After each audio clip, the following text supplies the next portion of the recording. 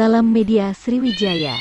Pihak Kepolisian Polda Metro Jaya resmi menetapkan pakar telematika, Roy Suryo, sebagai tersangka terkait kasus meme stupa Candi Borobudur mirip Presiden Joko Widodo, Jokowi. Kabar tersebut disampaikan langsung Kabid Humas Polda Metro Jaya Kombes Endra Zulpan.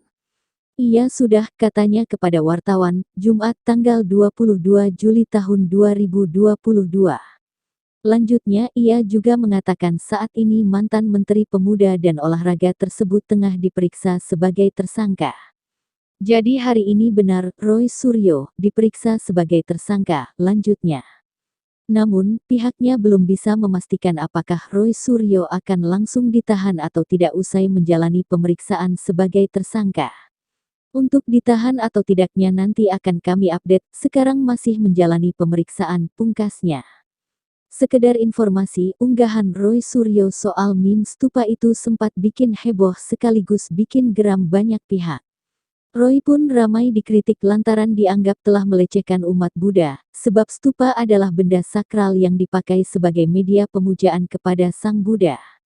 Roy juga dianggap telah menghina kepala negara.